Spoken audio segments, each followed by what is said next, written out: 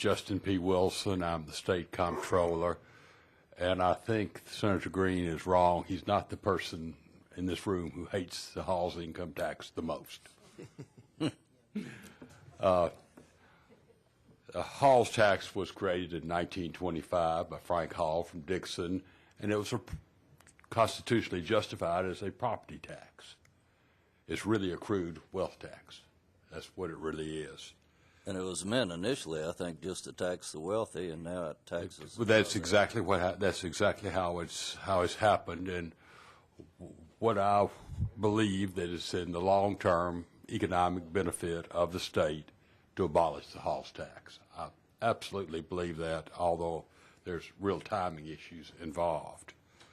I do that because it's primarily a disincentive for people, retirees, to live in Tennessee, either to come here or to move. And the people who would be affected are those who who don't get drunk on Saturday night and need to go to they have to go to jail, or who go into the hospital for emergency care when uncompensated, or don't have a lot of children in school. They add to our tax base. The question also, they bring in pension funds from out of the state into Tennessee, and federal transfer payments. So I think it's very positive to eliminate the Hall's income tax or to abolish it. I firmly believe that. I don't have the statistical information, although there's a number of theories about this, generally tied to the Lafleur curve, but general theory of that. The question is, how's the best way to do it? That's the only issue I've got, is how to do it, when to do it, what's the most effective way to do it. There are some technical issues with this bill, and there's some greater philosophical issues.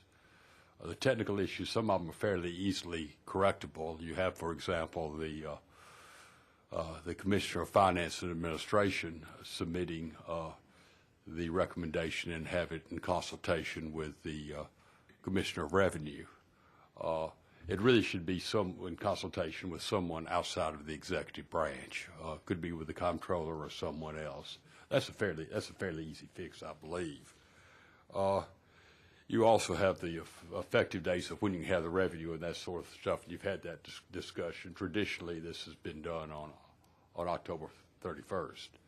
October 1st, I'm sorry, September 30th, which is the end of our year. They're fairly easy technical things. You have the trigger point. What is the appropriate trigger if you want to use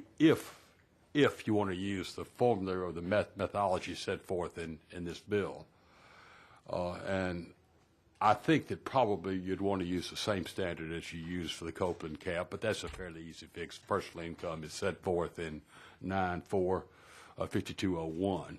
And I think that if you want to go that route, that's fairly easy to do.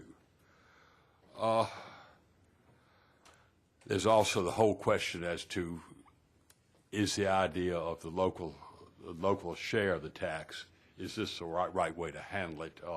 Should you allow the local government to impose the tax on its own citizens by referendum or action of the council? And they're fair questions. You could argue either one way or the other about that, and whether or not the tax should be reduced pro rata as far as the local governments and the state as it's reduced down over the period of time that's done. All of those are fixable issues that could be fixed quite simply. I have two more serious questions with the methodology set forth in this. The first is, I am in favor of abolishing the Hall's tax because I believe it will help the overall economy of the state and the revenue of the state, because we'll pick up in other items. I believe that's the case. The most optimistic way that you'll get to the result of having the tax abolished, and I don't believe reducing the tax has these results. I think you have to abolish it. Will take 10 years at the earliest, and I think it would take longer. It's difficult for me to see the economic benefits from abolishing the tax on something that's going to happen in 10 years. I think that's looking out too far in the future. And the second reason I'm very nervous about this approach is I don't want to say that I'm agreeing with Senator Kyle because Well, that could hurt you in your reelection next year. So can we get that? I need a copy of that film if you don't mind. That might hurt you in your reelection. Well, you don't know how that's going to play out. This man wears good socks. I want you to know he's okay. That is true. But I am always nervous of taking actions on, well, I have repeatedly, and ever since I've been comptroller, opposed to having increased appropriations on the basis of changed revenues. Contingent appropriations. I think that is a very bad budgeting process. And this is the first time it's come up where there's a contingent reduction or contingent taxation issue that I know of, but it's the same principle. The inheritance tax, I think, was a. It's not. Well, exactly, no, it's it not. was not No, contingent. No, it's not. It was a set schedule. No, it's not. And so, I would, quite frankly, believe that there is a likelihood that we would abolish the blessed thing within 10 years before this becomes effective, and it comes down to a question of making our determination of our priorities, what we want to do. I mean, that's just really what we want in Tennessee, what level of taxation we want and how we want to do it. And this is 2.5% of our budget. It's not that big a number, percentage-wise, and I'm just nervous with as many technical issues as we have of making a fairly substantial change in the last 2 days of session. That's just my view of it. How would the bonding agencies look on? I have thought about that. This would probably have a negative effect on our credit, but I don't think that is a very material factor. I think it would be negative, but not. But I don't think that's a factor that's considered significant enough to make any difference. We have many things that are far more important than that. So I don't think this should be a major consideration in deciding whether to do this or not.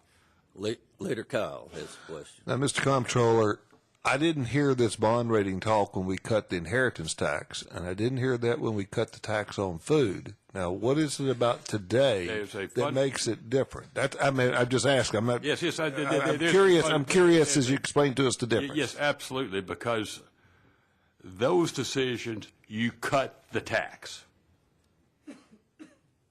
and this you cut the tax if. Well, we're going to vote today on cutting the tax, not cutting the tax if. I can guarantee you.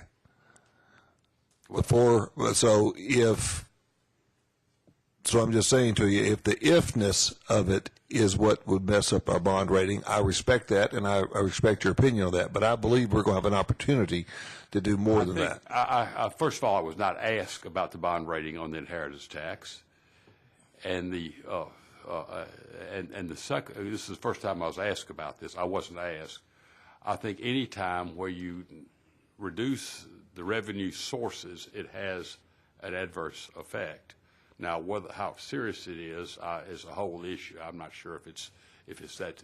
We have the status of the economy, the overall structure, the balance of the budget are far more important than that. But it would be a factor. But I don't. The second thing is the stability of the income and reducing taxes at a time when you don't have a clear payment method is It's troublesome. Other But questions? let me make sure I'm opposed. I'm opposed to the Halls tax. I don't want any confusion about that. It's just a question of method. Other questions of the comptroller? Thank you. Appreciate your testimony.